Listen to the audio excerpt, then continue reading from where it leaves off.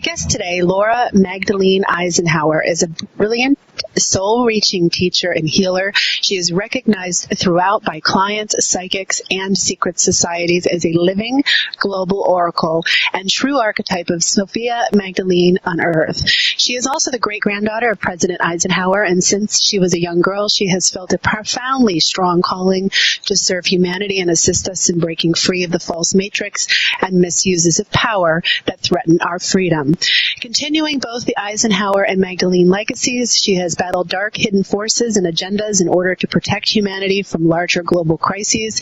Growing up around political leaders and influential people, Laura easily accessed the part of her nature that will not rest until global freedom, justice, and peace on Earth is established, as well as our reconnection with the vast universe, including all races, star systems, and dimensions. I first heard Laura's interview on Exopolitics Radio, and I was very touched by her 2-hour show, and I listened very intensely as she talked about many, many different topics. And today, during the hour we have together, we're going to touch base on a lot of the topics that she discusses and talks about, and I'm really excited about the show. So welcome, Laura. Thank you so much for joining me and my listeners on the air today.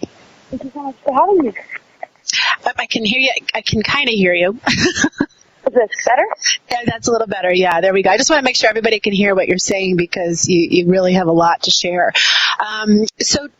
To start our hour, I'd like to just have you tell our listeners a little bit more about your background, where you come from, what it was like growing up in this influential family, and how you really got into expressing this really beautiful divine feminine energy that you now work so hard out in the world to get out there. Okay.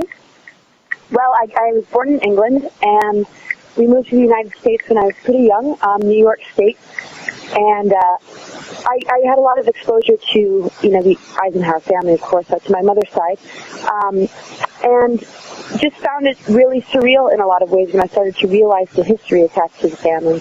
And I also had a lot of premonitions about, my future or just the challenges that lay ahead, and felt some sort of guidance or connection with Ike that was assisting me in understanding maybe what I was going to confront or what I was in for, dealing with certain aspects of the war that had not been fully completed, certain things about, statements that he made or agreements that he had made that had not reached fruition or, needed resolution.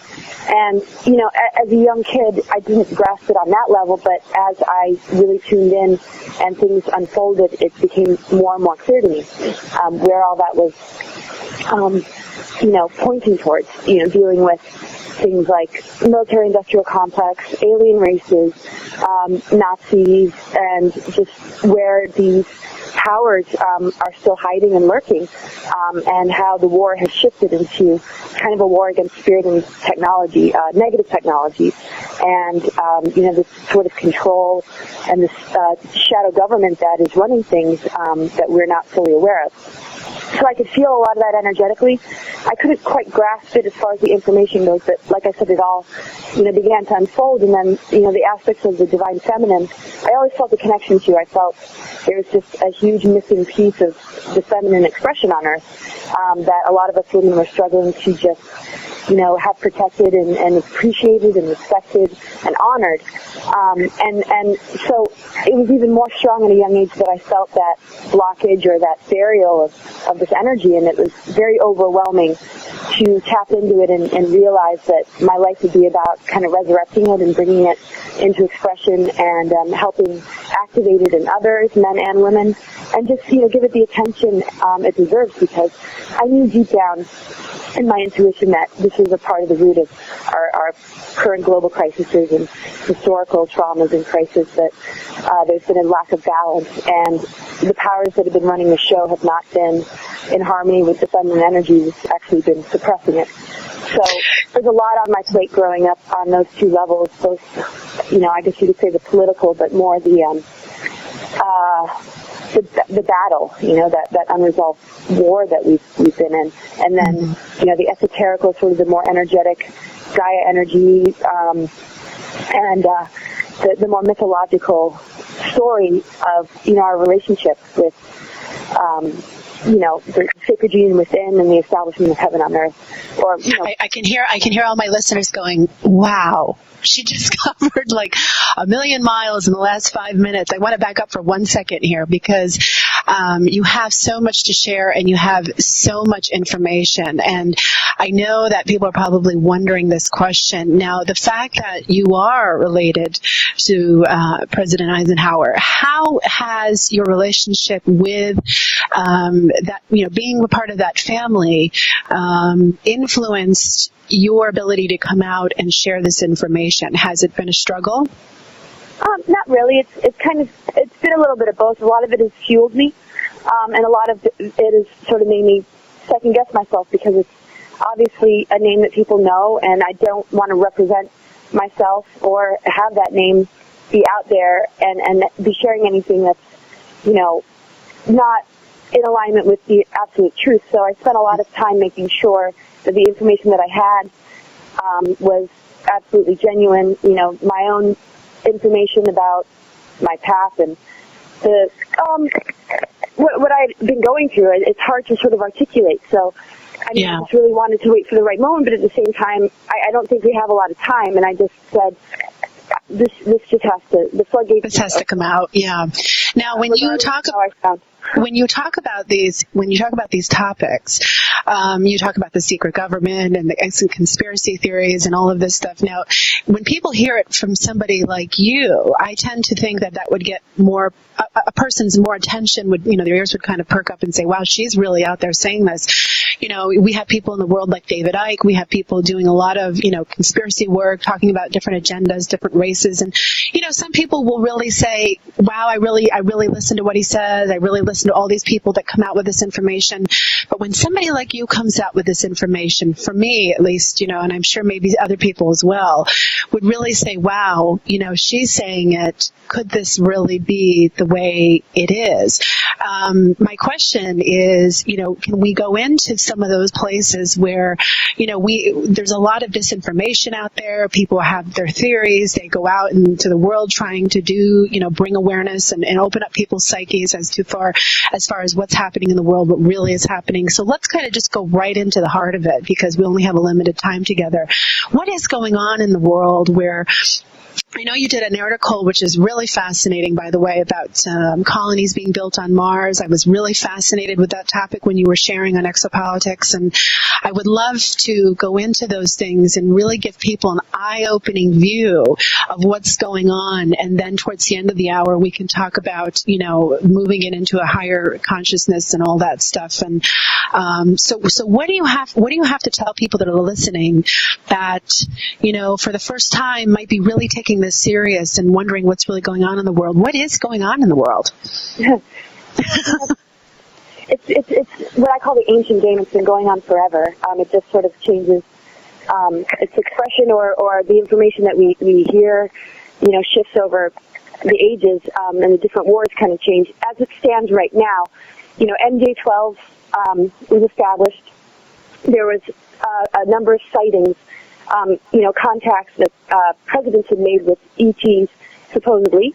Eisenhower wasn't the only one.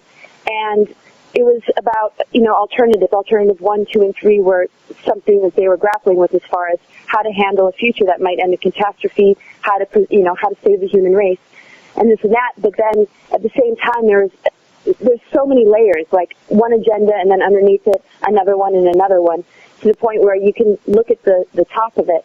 And when you start to dig deep and get underneath it all, there, is a level of control there, where we're not really given the option to be creators and explore, how we're dreaming ourselves into our future. And so alternative 3 was to establish a Mars colony and have, all sorts of backup plans for the human race in order to preserve the human genome, which obviously makes sense. But there were agreements with alien races and exchanges of, they've got out of control. And, there's also this exchange of information about technologies, the use of technologies. So basically, in order to get this Mars colony thing going, there would have to be a level of manipulation because nobody's just going to go do it. Right. And what I got exposed to was a hidden group, a kind of a shadow branch of the government that had recruited me, had used time travel devices or Project Looking Glass, remote viewing. It could be any number of those. I know for sure the remote viewing and the Looking Glass had been mentioned in an email. And they picked the target date of 2012. And the idea was that we would go to Mars and, protect ourselves from any cataclysm on Earth. Well, that sounds all nice and dandy. And the reason I didn't go for it is because I knew that it was under massive manipulation and control, and I could tell that the lower alien races were involved, and that these were agreements that had been passed down, and had evolved into something that originated mostly with the agreements that took place around the time of MJ-12, but this is even older than that go into just, the way that the Nazis and all these different plans of the global elite and Illuminati have been sort of branching out and taking different forms in different ways, whether it be through the media, whether it be through war, whether it be through, the billions of dollars going into feeding the military-industrial complex to leave us sort of almost broke and unable to use our resources to restore our planet and enable us, the freedom to, create the ultimate destiny here on this planet. So, how one can project so much fear on a target date and not allow any sort of other option to help us and really assist us in establishing something that really works well here is a part of that deeper agenda. And so, when people talk about conspiracies, there's, many layers to it because something, compartmentalism, there's only so much that one group knows and might not know what's going on beneath that. It's like, who's actually directing this? And it has very ancient roots. It's very archetypal, and it does, stem into these different races that we hear about. We never really hear about the higher races that are trying to assist us. We really never hear about our own power and, how to really create a culture that promotes, the healthiest and most balanced approach to reach, the best goals and our highest potential. Our finances and the whole money thing, obviously, is being controlled.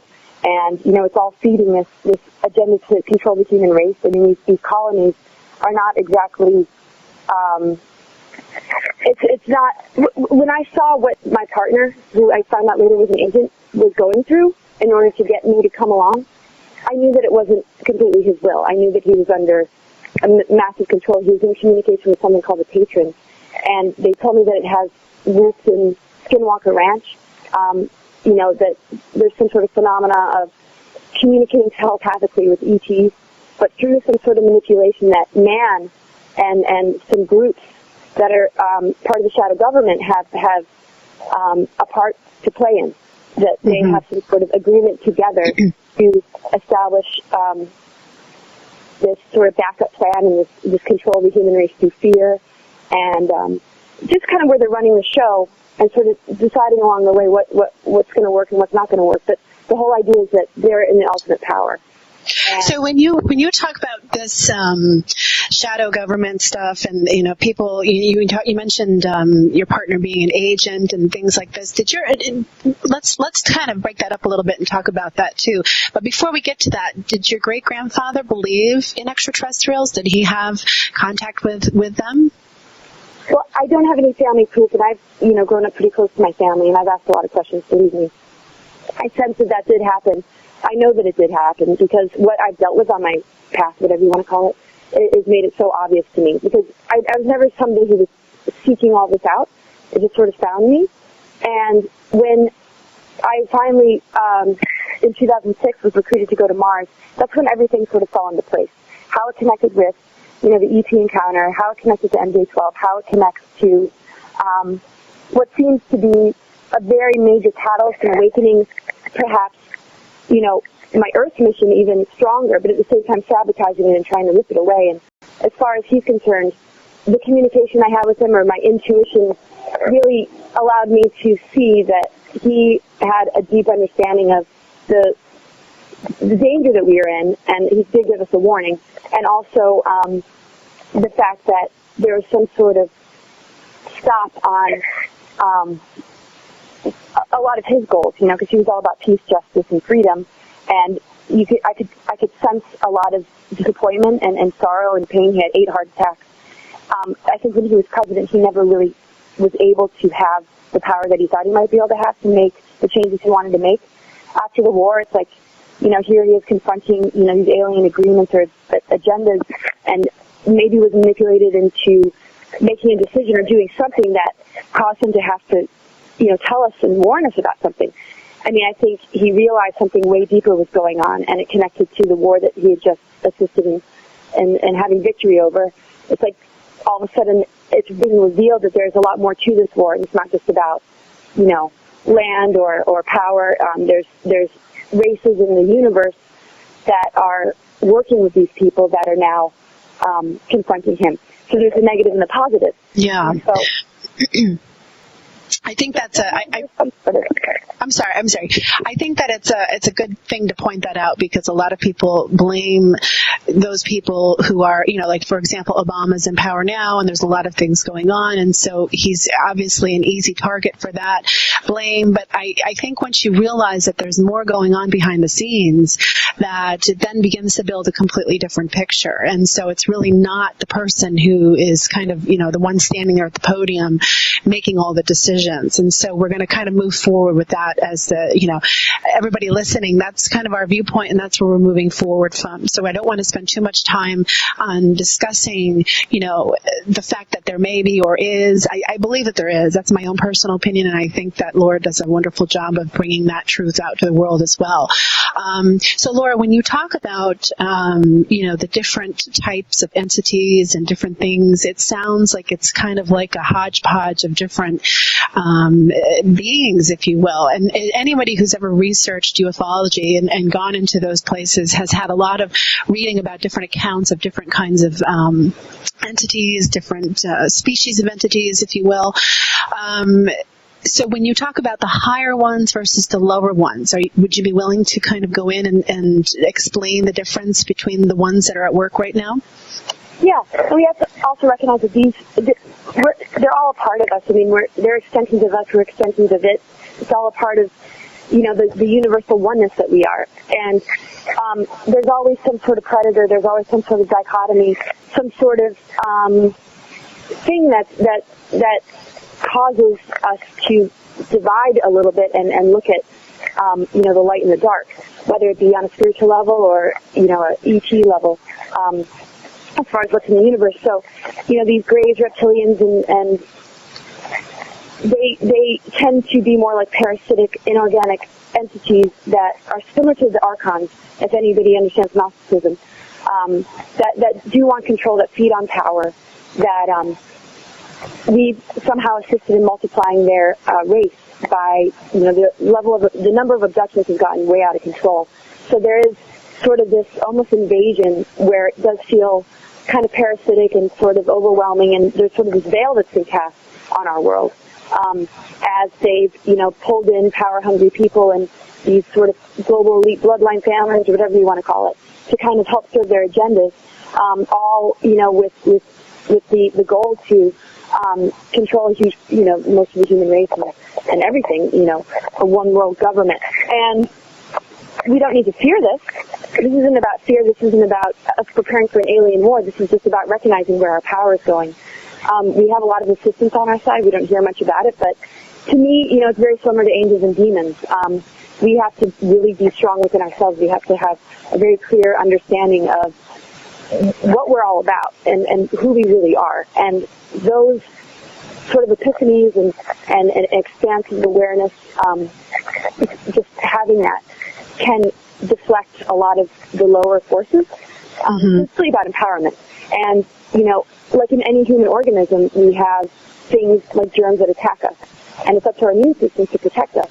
And it's no different on a global level. We just need to boost the planetary immune system to help eradicate the germs, the parasites, the lower forces that want to run the show. Because just like a disease in the body, it wants to win and conquer. And just like the consciousness of the human, it wants to be well. And so naturally, we're going to do this because this is a deeper intuitive intent on our part. But we do have, an invasive attack on it that we have all the power in the world to overcome.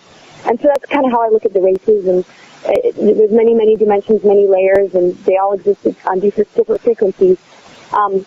We've just been in a very low cycle. We've been in a lot of health cycles for a huge portion of history that we're breaking out of. A lot of that connects to the empowerment and the rising of the divine feminine energies and the rebalancing of the male and female, and all these different things that really help us be in our wholeness and in our just greatest of well-being, spiritually and physically, is really what our future is about.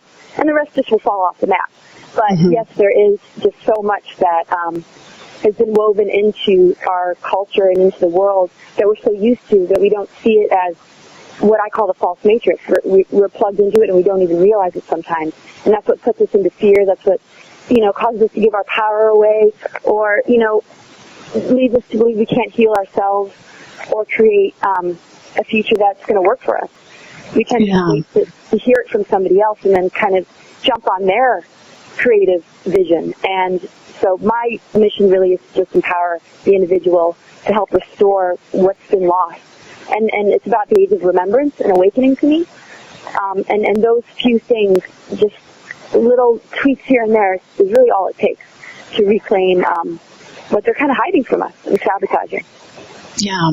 Now, when you talk about your partner being an agent, I've seen people get really confused in this area about, how, because let's just accept the fact that we're multidimensional beings and that there are things that work in our space around us that, reflect that spectrum of higher and lower. How would somebody, now you do readings and you do sessions and you deal in a healing setting with other people. So when somebody comes to you and says that they're experiencing something negative, they feel like something's in their space, or and they've looked within and they can't seem to figure out where it's coming from within them, so they think it's something else outside of them. What would your approach be with this person? How would you talk to them about figuring out what it is and how to get it out of their space? Okay, well, first off, I've kind of broken free of a lot of electronic harassment, being targeted. I've, been chipped to be followed so they know where I am. That's how they sent the agent to me. And just all these agendas I've been able to break free of. So a lot of it is my own experience. And, I overcame it, so it makes it very helpful for me to help guide somebody else out of it. And what I do is I, look into their chakras and their aura, and I just sort of see what's feeding on different parts of their being, and just really help them, create some distance from it, and then, fill that space up with their own information, their own energy. It's really about bringing light to what is very strong and vibrant and that might not be in their awareness, but it's very easy for me to see blockages and different things that are really working for the person that they can't seem to ground in their being or bring into their body, and looking at the things, at the ancestral patterns that carry these sort of patterns of drawing in these entities. There's a lot of family lines that are controlled.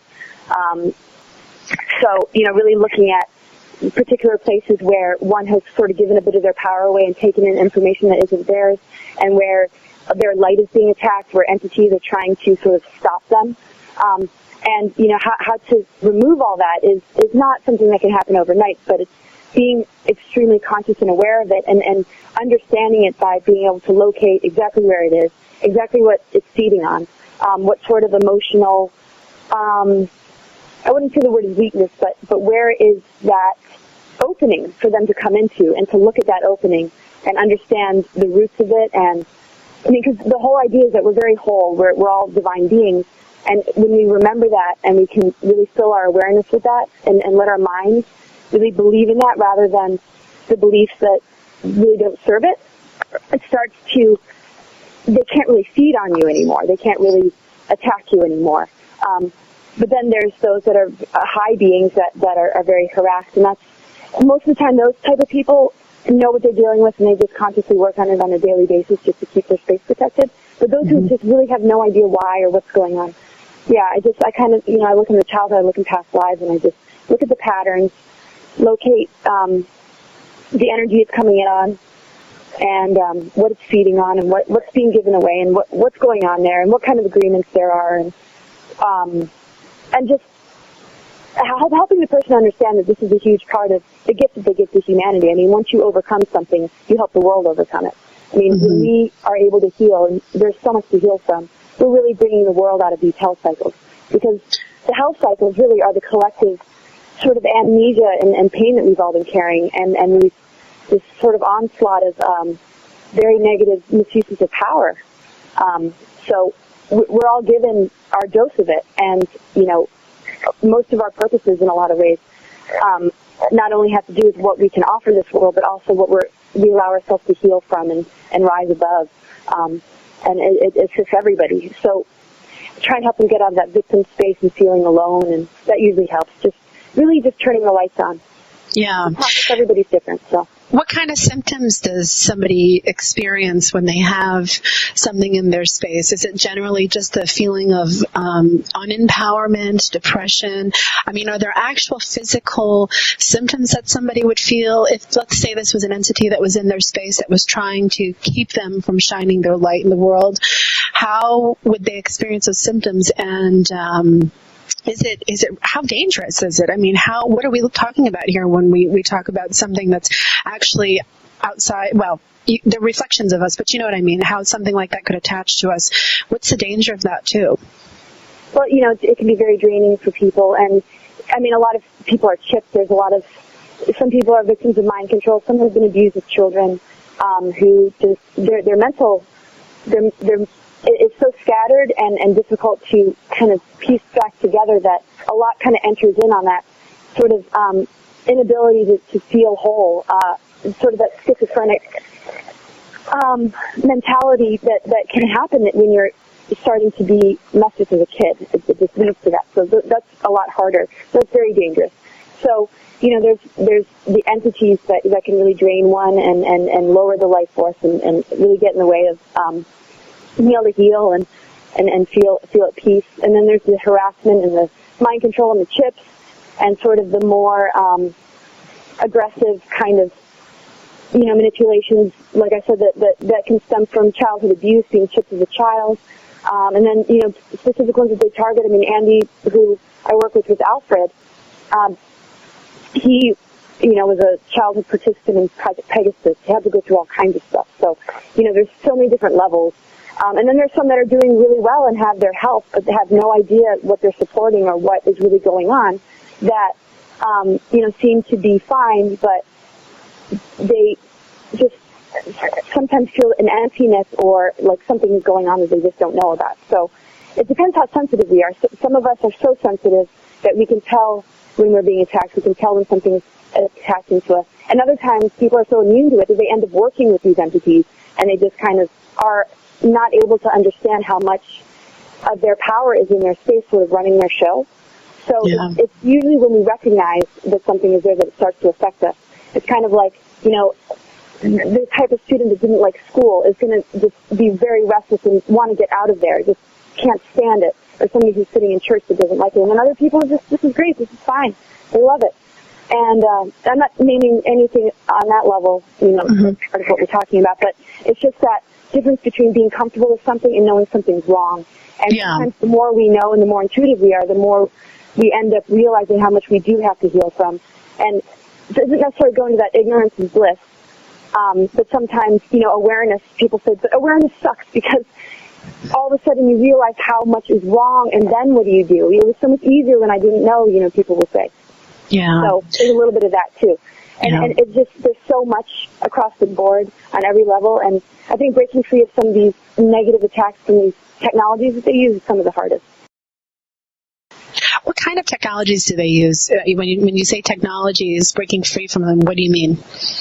Well, it's just like the mind control, the electronic harassment, the sort of just having their eye on somebody and really messing with their world big time. I mean, that happened to me starting at a young age, and it really messed with me. And I knew that it was a little bit more than just feeling that divine feminine energy just being blocked or neglected or not fully in all of its glory here on earth.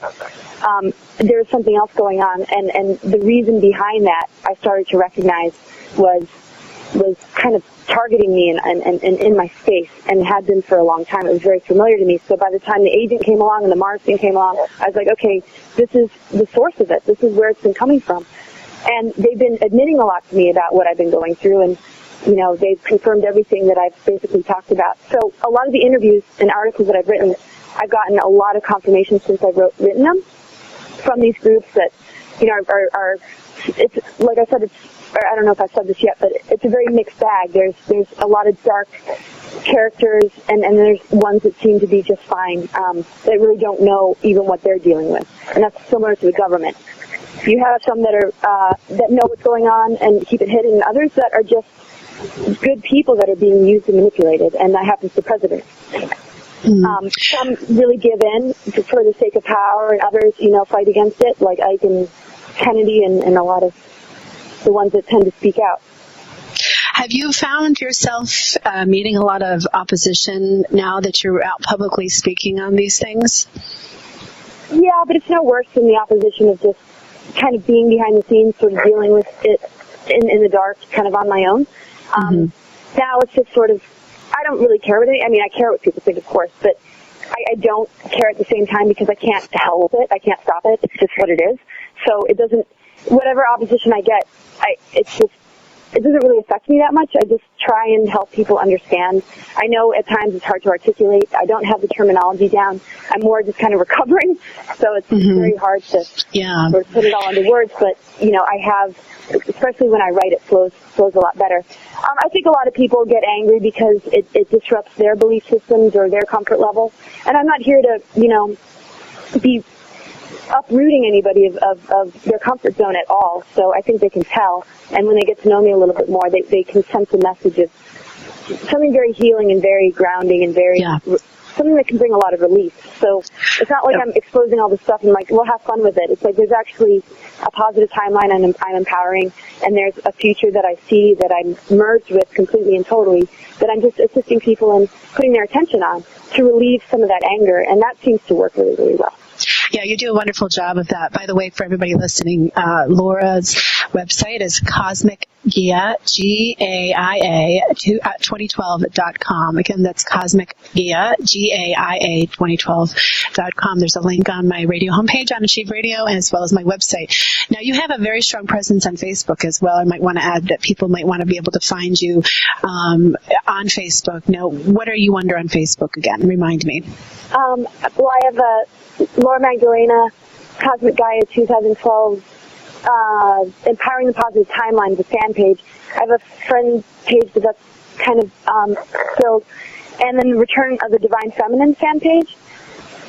Or it's Now I Like page, and that's really great. I have a lot of people on there, and a lot of good energy gets shared. You share a lot of really fabulous things on that page, and so it's a great place for people to interact with Laura.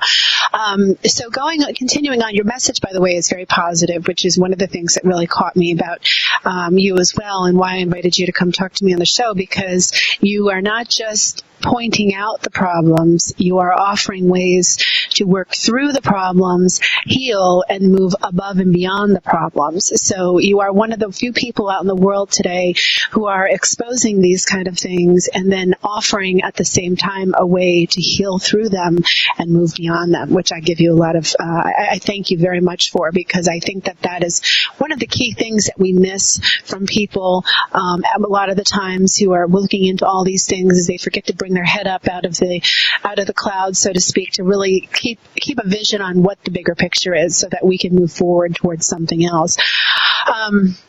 Now, when you talk about, you were mentioning before that people would go through a kind of an awakening process, and you do something called Kundalini activation, I believe, and part of your healing sessions.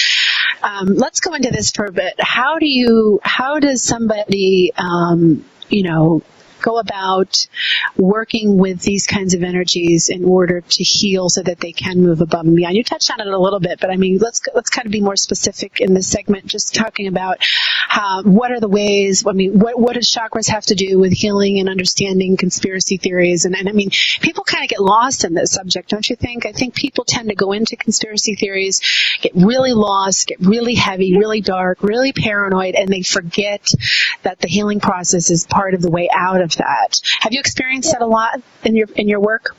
Yeah, well, I mean, I find that too. It's kind of, it's a maze, and you get entangled in it, and I find myself all the time, still to this day, when I'm trying to sort out, well, what happened to me and what is going on? And, at times it all makes total sense, and other times something new will be added to the story, and it's just, oh my gosh, So I kind of recommend to people, it's like, yeah, be aware. Yes, there is a lot of darkness, there's manipulation, there is agendas that do not serve humanity, that run through the government, that are expressed, just in our daily life that we don't even recognize, that have created the system as we know it.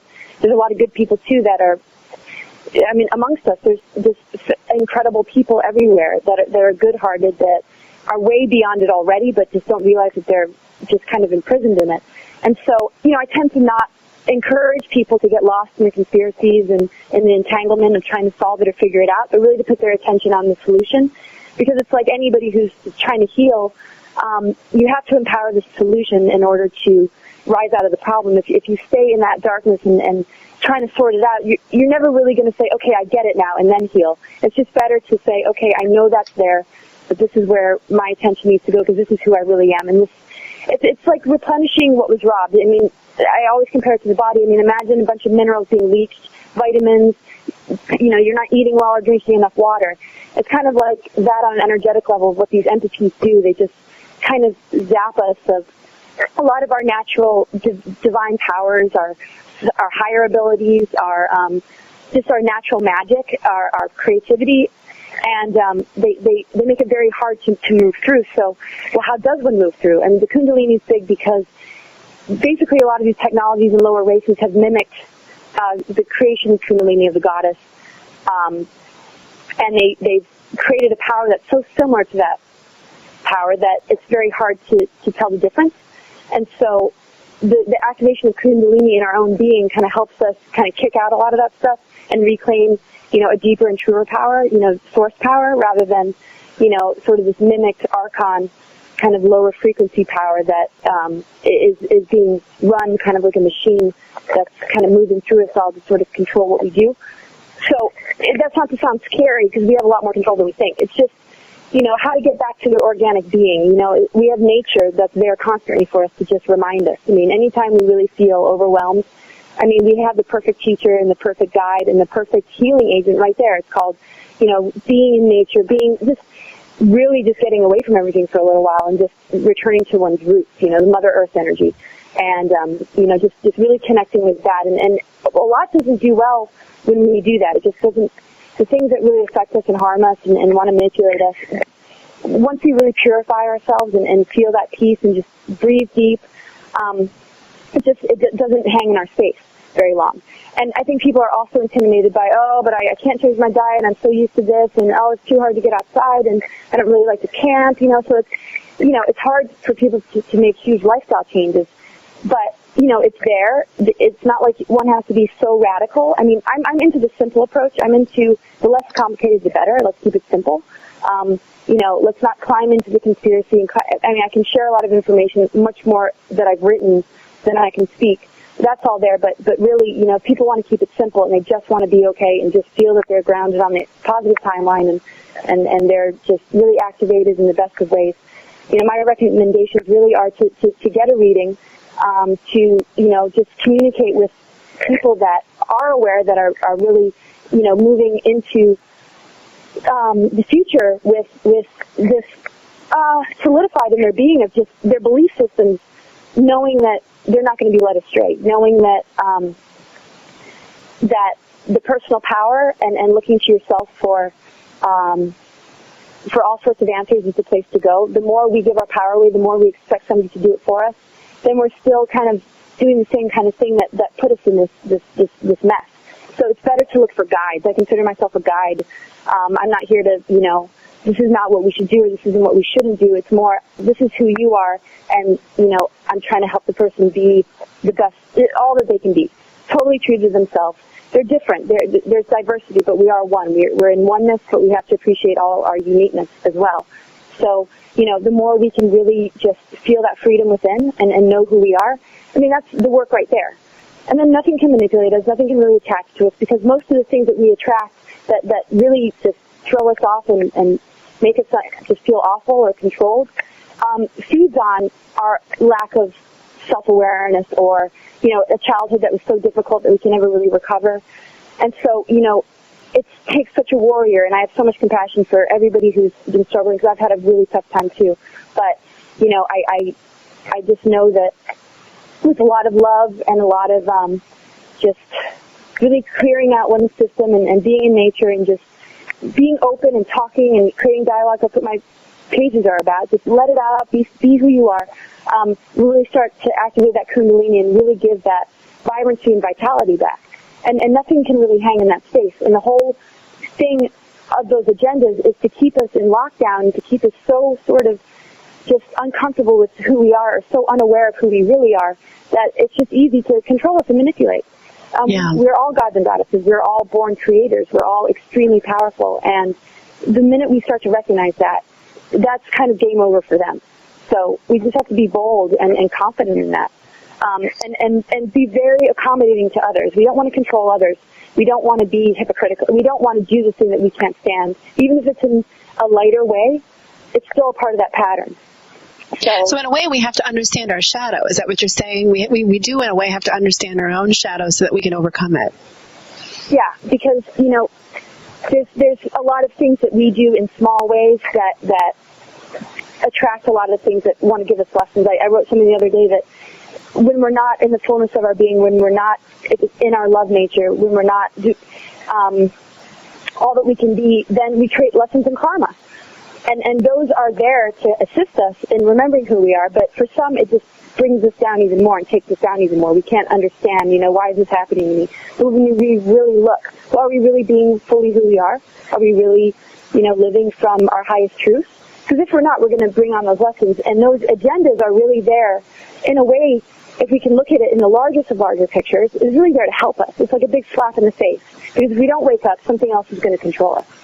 And, you know, we can look at it in the dichotomy of enemy and here, you know, and we can do the light and dark thing, or we can also see it as a major catalyst and something to kind of promote incredible transformation. Just like any of us who have transformations in our life, we take that darkness and we do something alchemical with it, and we say, enough already.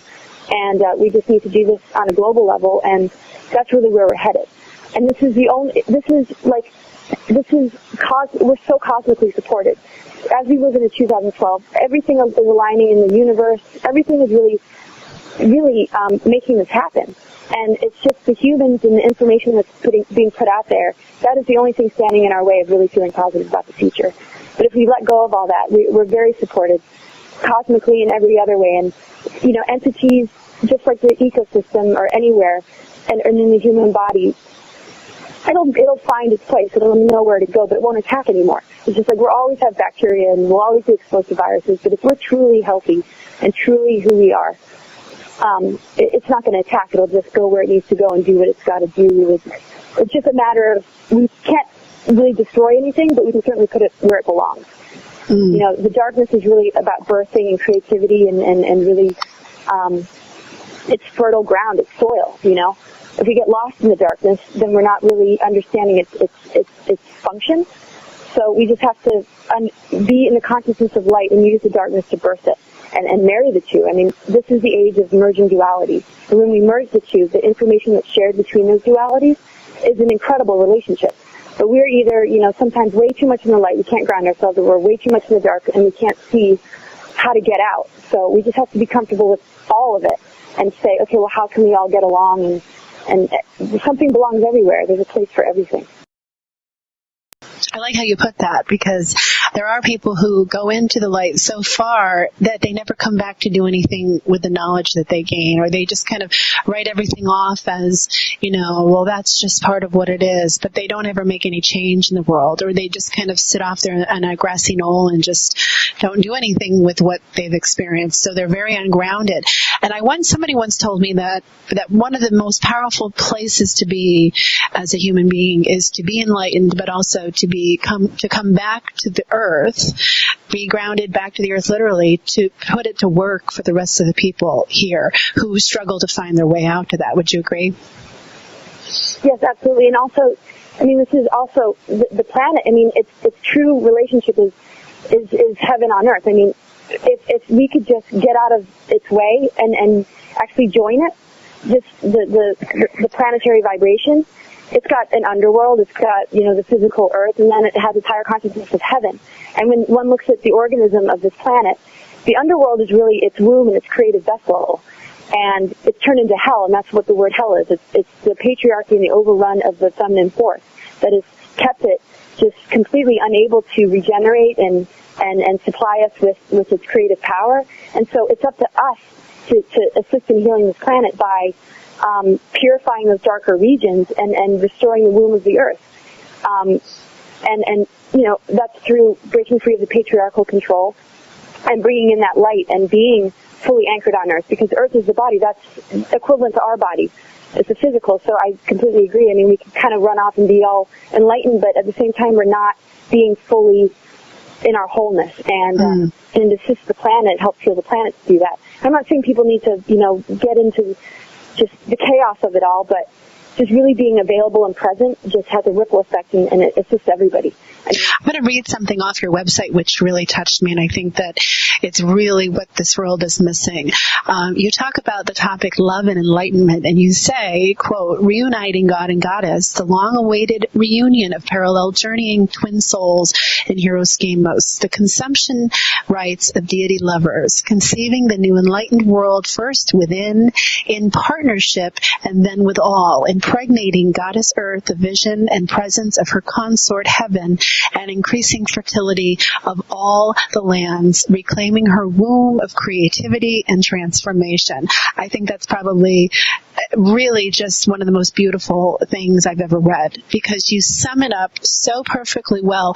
I want to take a look at, we're running out of time, but when you talk about men and women in relationships today, and you take a look at how they interact with each other, the games that everything is kind of a microcosm of the macrocosm, and if we just pull aside the relationship between man and woman and the imbalances that they have as far as, all the things that go on in a relationship, if they could just understand what that quote says, you could change everything on this planet.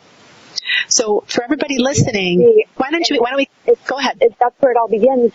We have to master our own selves, and we have to look at our partnerships as a chance to look at all those archetypal dramas, all the stuff that gets in the way, and really be willing to go through it together and bond again and sever the hurt. Sever one. Okay, I didn't say that right. But really, come together in order to heal the severing that has taken place on the planet between the male and feminine.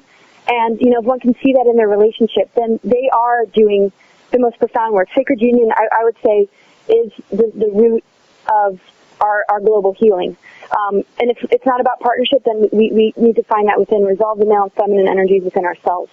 And then all sorts of stuff comes up, and look at that in a great light. Like, this means that energy is moving. This means that stuff is being purged. When anger arises or sorrow arises, just feel into it. Some people like to deny it, or, that's lower to feel that way. But, you have to work through it to get to the other side, or else you can't transform. Sometimes it can happen quicker than other times, but relationships are prime territory to do incredible global work. And you also talk about something called the divine child and how finding the magical child. Do you want to touch base on that a little bit in the last few minutes that we have together? Yes. We all have an inner child, and it provides us with all the magic and all the innocence and all the curiosity and all the creativity. And, some people have a really tough childhood, and it's never too late to have a happy childhood. It's never too late to bring to light, that hurt and look underneath it and find that magical self again. And so when we look at, the sacred union and that partnership, we can kind of rebirth ourselves and create a new child. We all have a wounded child, and so these are all important layers of being to recognize and heal and bring to the surface, because that's where our magic is. It's not like what most people think of a child, but it's that natural connection to earth. It's that innocence and that connection to heaven, and then when we put that in. And we also embody the partnership and the sacred union of the male and female. Then we sort of have the trinity of,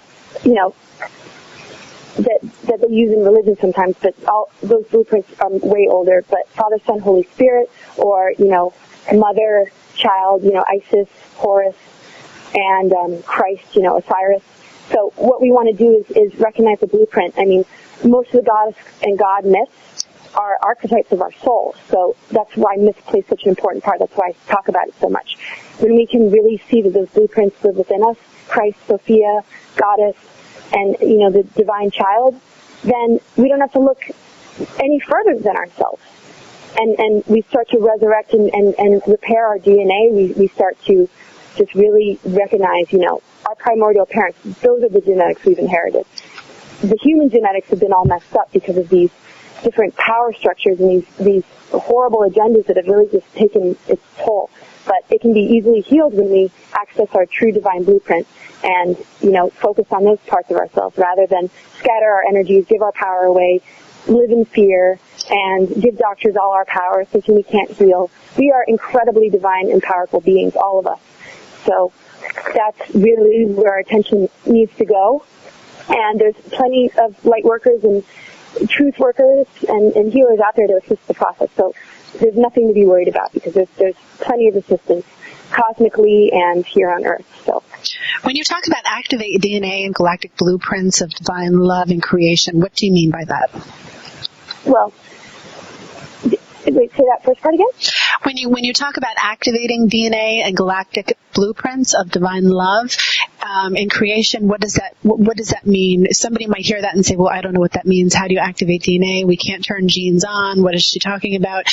Well, what do you mean by that? Teaching, it's very poetic and it's very connected to our DNA. It's very connected to the Mayan calendar, all those hexagrams and different things. It's like our poetic DNA. So when we start to be exposed to the information, it's like the lights come on and something in our body just, you'd be amazed how quickly we can fix our genetics and restore our DNA just through giving attention and having our awareness on things that normally we don't. Most things are in remission or dormant. We never really lose anything. It just kind of gets hidden or something gets replaced. Some sort of damaged version takes its place. And we have to understand metaphysically that what is damaged is usually our perception or our inability to access it or give it the light or the healing that would really, bring it back to its full expression. So we shouldn't be intimidated by anything. We tend to give power, matter, a lot of power, the physical world, and we feel helpless to it. We have to understand that spirit came first. We're way more powerful than matter, and simply activating our love nature, really just, whether we need to read books or just go outside and spend some time in nature, the activation process is really just an awakening. And, the I Ching is a really great book for that. I used to use it a lot. It really helped me. And I went through incredible shifts, recovering from, I was bedridden for a while. I was so attacked. I couldn't get in my body for about 20 years or 20 years or so. Could not get in my body because it was being it just wasn't happening for me. It's too painful to be here, blah, blah, blah. And, so I don't just say this stuff. I'm actually a living example of everything that I speak about. And that's the only reason I have the information. I don't get it from books. It's because I, went through it. And so that activation was really through these methods. Obviously there's a lot more to it that I can't cover, but it's very accessible and, it might not heal overnight. It's not about having the perfect physical being, but it's having our bliss body intact. And our bliss body is the ultimate painkiller. It makes everything just, it doesn't put anything in denial. It just turns the light on and turns it into a frequency that is comfortable for our bodies. And there's more of the divine energies out there than there are any other energy in the universe. So it's in huge supply. It's just somehow being kind of kept from us. But it's ours. And it's not far away. It's right under our nose. It's just there's a lot of splinters and veils that we need to remove and lift. Part of the damage is living in that vibration for too long, and then, it's the evolution in the environment just keeps us birthing, similar patterns and situations. We just have to snap our fingers and break free. It's not going to happen like that quick, but it's in our power to really just do something about it and not feel so helpless. And I understand that feeling of helplessness.